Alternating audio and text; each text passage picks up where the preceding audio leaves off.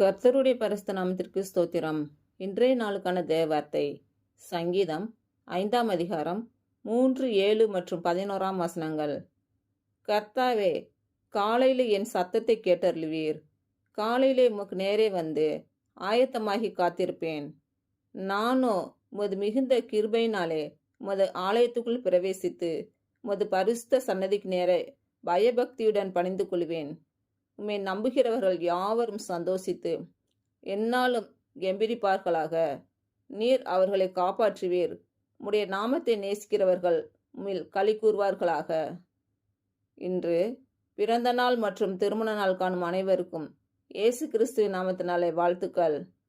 கர்த்தர் உங்கள் பலவீனங்களை மாற்றி உங்களுக்கு பலத்தை கட்டளையிடுவாராக.